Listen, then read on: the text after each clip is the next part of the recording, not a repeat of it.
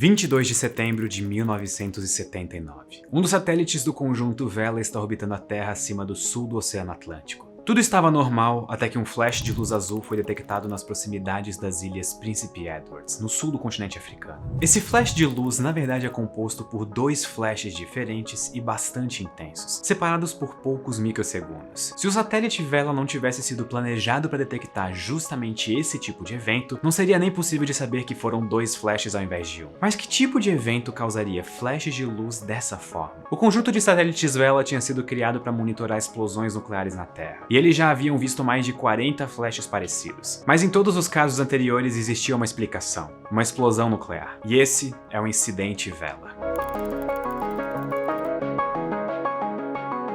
Só antes de continuar, uma observação. Vocês sabiam que vocês estão tendo seu perfil rastreado enquanto vocês navegam na internet? Informações sensitivas que ajudam a identificar quem é você e quais são os seus gostos estão sendo coletadas a todo momento. Esse vídeo foi feito em parceria com o NordVPN, que é uma maneira de evitar que isso aconteça. Com o NordVPN você pode proteger o seu dispositivo, seja ele um computador, um tablet ou um celular, e evitar que a sua privacidade seja violada sem você saber. O NordVPN também bloqueia automaticamente sites que têm malwares e detecta vírus nos arquivos baixados para você manter o seu dispositivo protegido. E o melhor de tudo é que essa proteção não é cara. Usando o meu cupom de desconto Ciência Todo Dia, tudo junto, ou acessando nordvpn.com/ciência todo dia, você tem 72% de desconto no plano de 2 anos. É isso mesmo, você não ouviu errado, 72%. E você ainda tem 30 dias para reembolso, o que eu honestamente duvido que você vai querer depois de experimentar navegar de maneira segura utilizando o NordVPN. Clique no link que está aqui na descrição e mantenha sua privacidade onde ela pertence, com você. Agora de volta ao vídeo. O flash de luz azul no sul do Atlântico do dia 22 de setembro de 1979 ficou conhecido como Incidente Vela, que foi o nome dado justamente por causa do satélite. Ele foi uma detecção especialmente preocupante de um flash duplo.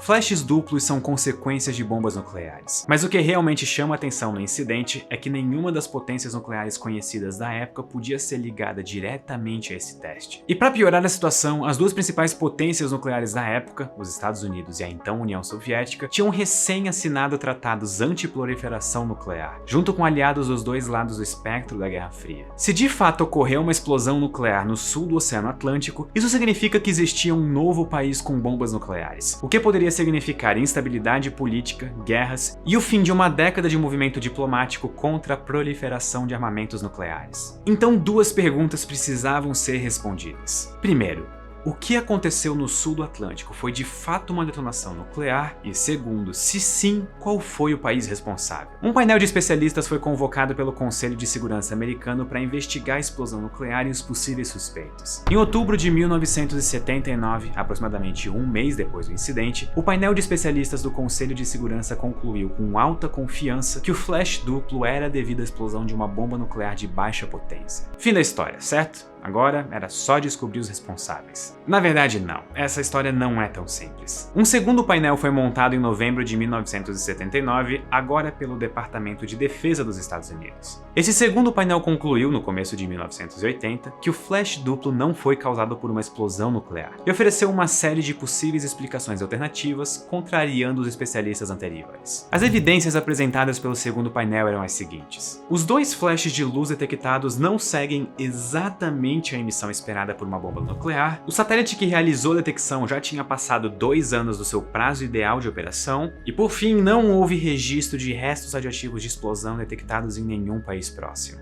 Os eventos alternativos propostos para explicar o sinal são, por exemplo, a detecção de luz refletida do Sol por um meteorito pequeno, ou quem sabe o mau funcionamento do satélite devido à colisão com alguma coisa no espaço, ou ainda uma combinação de fatores com 2 raios seguidos. Fim da história, certo? Não foi uma explosão nuclear. Como eu já disse, essa história não é tão simples. De acordo com críticos, o segundo painel era politicamente influenciado, e as suas conclusões não representavam uma análise honesta dos eventos. A crítica se baseava no consenso geral de especialistas em armas nucleares da época. A grande maioria estava convencida de que o evento se tratava de uma explosão, mas o painel do Departamento de Defesa chegou justamente à conclusão oposta. Por que foi tão difícil decidir se o evento era de fato uma explosão nuclear? Segundo os críticos do painel do Departamento de Defesa, O painel estava evitando a conclusão correta da pergunta que seguiria a confirmação de que aquilo foi de fato uma explosão nuclear, que é quem explodiu a bomba. Da lista de possíveis suspeitos, 2 países eram especialmente notáveis: a África do Sul e Israel. A África do Sul se encontrava em conflitos armados com países vizinhos e ao mesmo tempo sofria um embargo devido ao apartheid, o que dificultava a compra de armas. E desenvolver armas nucleares poderia ser a forma de ganhar essas guerras. E a ilha próxima do local do flash era controlada pela África do Sul na época.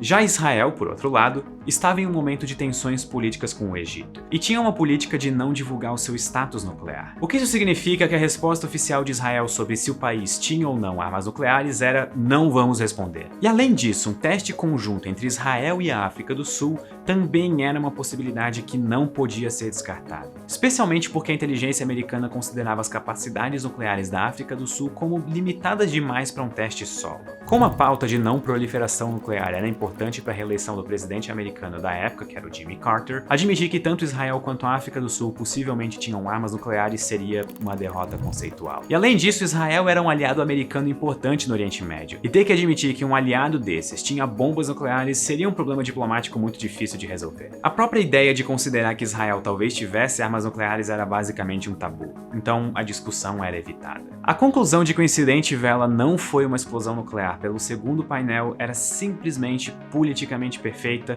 talvez até demais. E muito tempo se passou, e com ele documentos confidenciais da época começaram lentamente a vir a público, jogando ainda mais luz nesse mistério. E uma série de informações reforçam a ideia de um teste nuclear. Em 1977, 2 anos antes do incidente, comunicados internos indicam que o governo americano estava preocupado com possíveis testes nucleares conjuntos da África do Sul e Israel. Em 1979, tanto a Nova Zelândia quanto a Austrália reportaram uma presença maior de materiais radioativos na chuva, consistentes com um possível resto de uma detonação nuclear na atmosfera. Só que apesar disso, o aumento não foi significativo e então ele não foi levado em conta. E o sistema de detecção sonora submarina americano, que tinha como função detectar submarinos soviéticos, reportou um sinal hidroacústico característico de uma explosão nuclear submarina no sul do Oceano Atlântico. E curiosamente, esse último dado não foi levado em conta pelo segundo painel, que foi justamente o painel que descartou a possibilidade de ser uma explosão nuclear. Além dessas evidências, figuras civis relataram coisas interessantes desde a polêmica inicial. Um professor visitante de Israel no MIT teria se gabado da sua participação em testes nucleares feitos por Israel e aparentemente confirmava o envolvimento do país nesses eventos. O relato foi feito por um dos professores do MIT da época.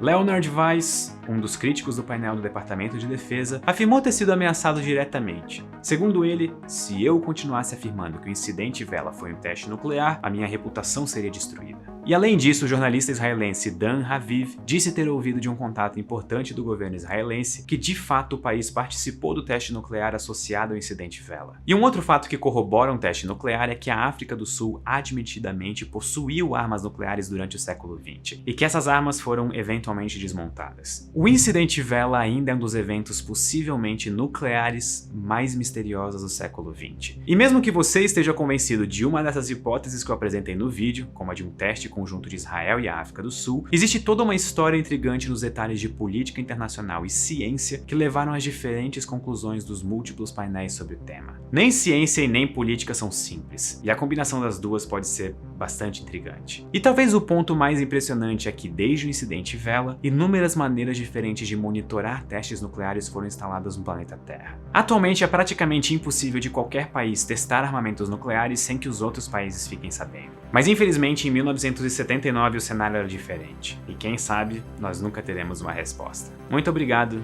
e até a próxima.